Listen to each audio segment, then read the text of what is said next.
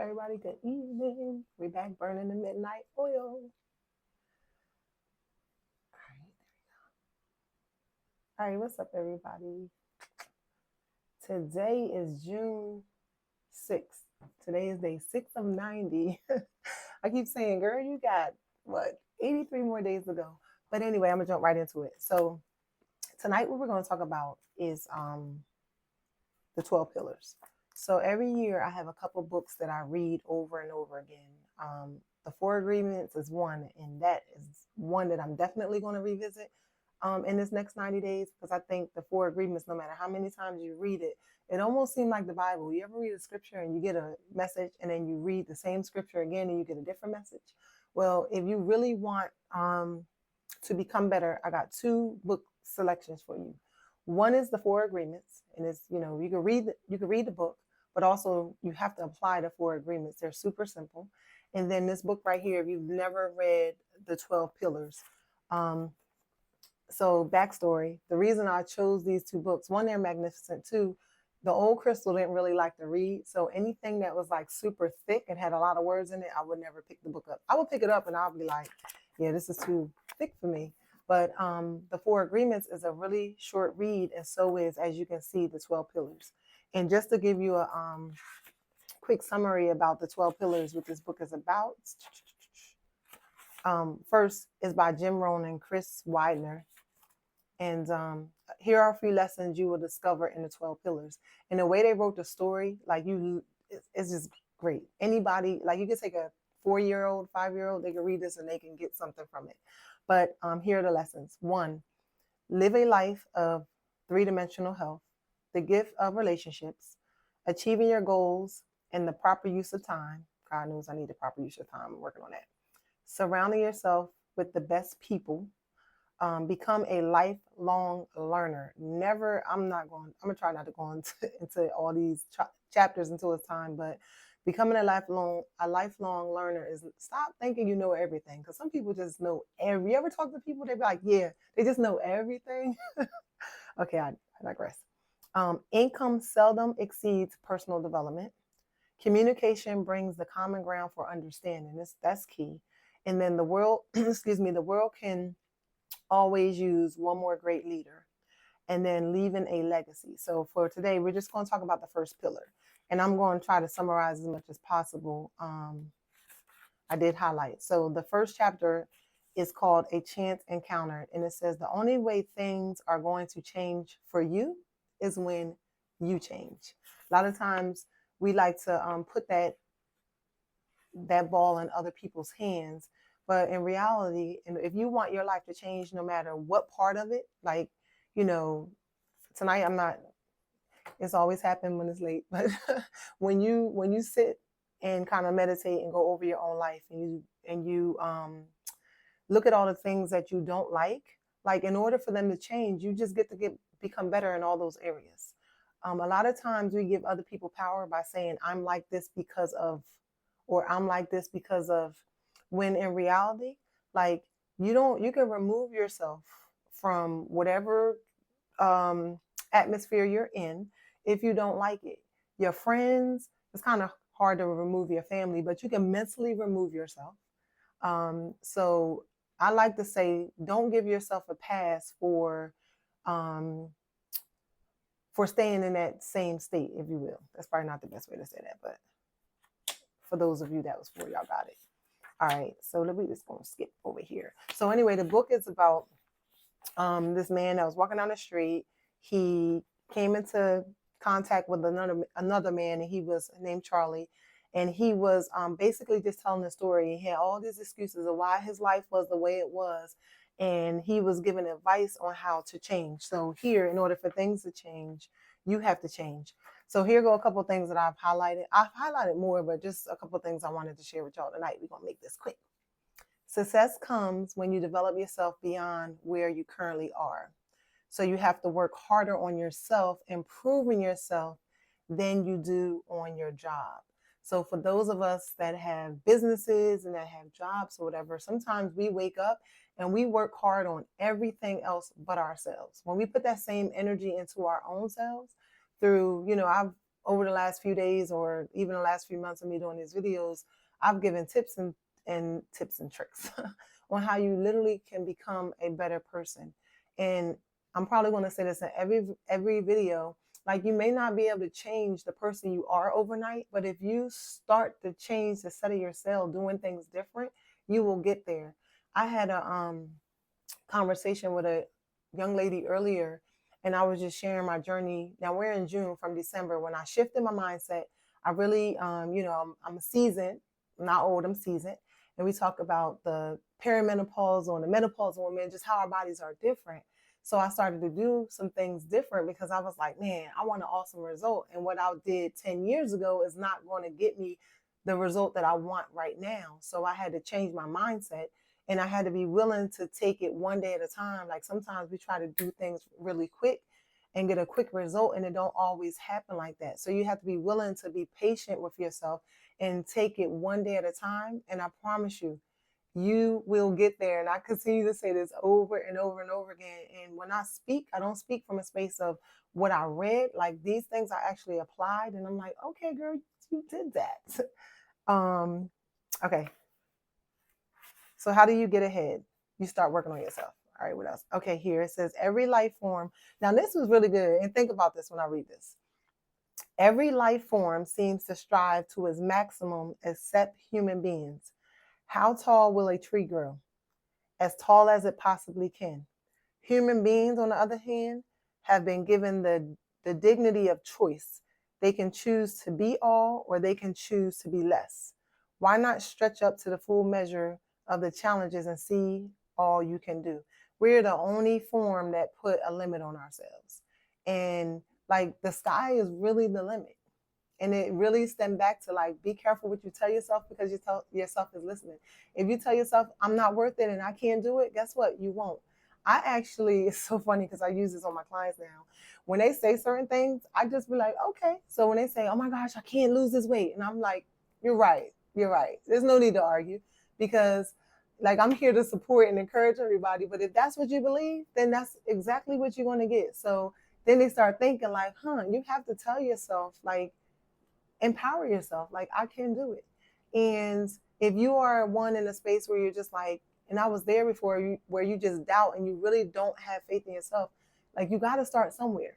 You have to start somewhere. And I always say, start by writing it down. What are the things that you want? Who do you want to become? And what are some of the things you want?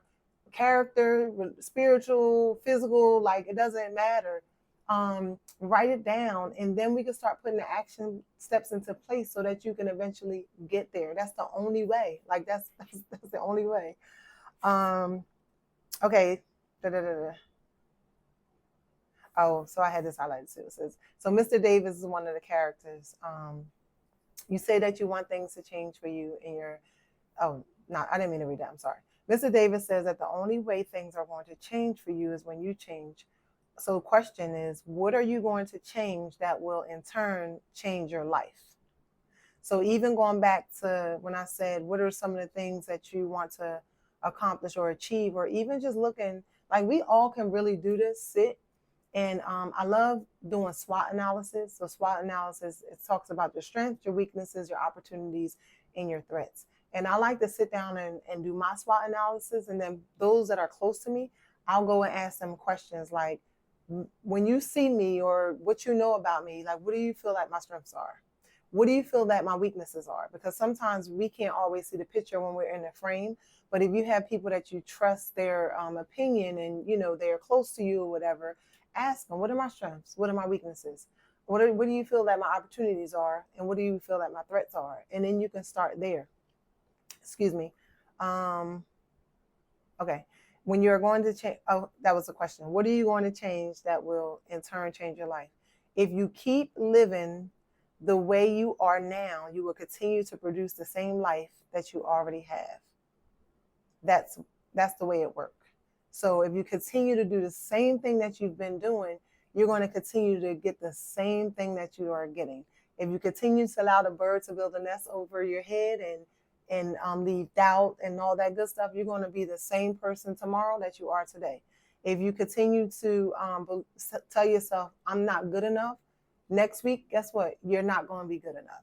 if you continue to tell yourself that, I can't stop eating past a certain time in order to lose this weight, or to, sometimes for some of us, we just want to drop a couple pounds. For others, like, it's like a doctor's order that if you don't do this, then this is going to happen.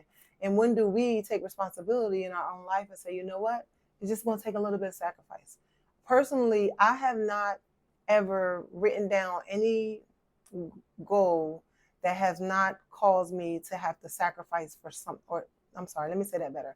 I've never written down a goal or tried to achieve a thing that didn't cause me to sacrifice one way or another. And it didn't cause me to be stretched. So I'll even take the fasting, for example. So I have 2 different fasts that I typically do: spiritual, intermittent fasting. When I go on a spiritual fast, I choose to anoint my head and I don't eat or drink for 24 hours. It's just like, I try not to communicate unless I need to. So that's that. Intermittent fasting is, and the difference is, once I commit and say, all right, I'm going to go on a spiritual fast today, I don't typically back out of that. I normally, because it's a vow that I made to God that this is what I'm going to do. Intermittent fasting is a whole different thing. That was it should be the same, but nonetheless, if I said, okay, I'm not going to eat, I typically don't eat before 11. And then there are certain things that on certain days, I'm not going to touch. Like, the temptations is just your body, your flesh yearning for it. But what I found is that when you like seriously want to, when you really want to break through, like, you really got to put when I say mindset is everything, you got to put your mind in that space that I don't care what people do and or say, I'm not touching it. Because I promise you, well, maybe I don't have to see y'all, but it seemed like every time I decide, especially if I want to go on a spiritual fast, everybody want to take me to dinner, or people want to bring pizza home. Like, pizza is my favorite meal. But you have to be mentally stronger. And the more you practice that, the stronger you will become. Just like when we go into the gym. We go into the gym, you pick up 10 pounds, you go to curl the 10 pounds, you be like, oh my gosh, it's heavy. Continue to curl the 10 pounds. The next thing you know, you be like, oh, I can do that with ease. But if we never put ourselves out there to be stretched, we're never going to make it. Think about it. And even that center of influence is important. For the life of me, I don't understand why people say, hey, I want to, I'm in the whole wellness field, so I'm going to continue to use those examples. But out of one side of our mouth, we'll say, you know what, I really, really want to drop 20 pounds. And on the other side, like, no sooner than we say that, right, we're already planning, I'm going out with my girls this weekend, I got to do this, to me, it just doesn't make sense. But if you're setting yourself up for failure, and that could be, I just use that as an example. That's just one example. It could be anything. And so again, the whole topic for this was, in order for things to change, you have to change. In order for things to become better, you get to become better. So I said that. So what are you going to change that will change your life? So that's how short these lessons are. I was like, yes, I got something to talk about for the next 9 days. So tomorrow we'll talk about the second one. Pillar is, you should make sure that your outside. You should make sure that the outside of you is a good reflection of the inside of you. And we can go real deep with this, because we all know, especially when it comes to social media, we real good at, like, you look at a person's page, you look at a person get dressed up, you look at it, we got wigs, we got faces that we can put on where when they take the face off, they look totally like a different person. So, like, we got to make sure that our insides match our outside. That's a whole nother, I started getting excited about that. So we're going to leave that there. But that's all I have for you. I'm super excited. Day 6 of 90, just staying committed to my commitment, burning this midnight oil. But real talk, if y'all don't have this book, this is good. It's called The 12 Pillars. So it really has blessed me in more ways than one. And as you can see, it's all raggedy. That's how much I go through it. And we get to continue to check ourselves. Like, we could read a thing one time and sit it down. But like I said, the 12 Pillars and the 4 Agreements are 2 books that I like to revisit each year. And it literally, not add value. That's not what I'm trying to say. See, when I'm tired, I just be saying stuff and don't even be matching with my brain be thinking one thing and my mouth be saying something else. But these two books have really played a big part of my personal development, if I were to be honest. And a lot of times, these lessons, like, we can read them, the words on the paper is cool, but if we don't get to a place where we really apply them, but you gotta want it bad enough. It's not that hard, my personal opinion. So, but that's all I have for you guys. So it's kind of late to say, do something today because it's evening time, but do something tomorrow that your future self is going to thank you for it. I'll see y'all tomorrow. Holla. And every time we come time to end this video, we always having challenges.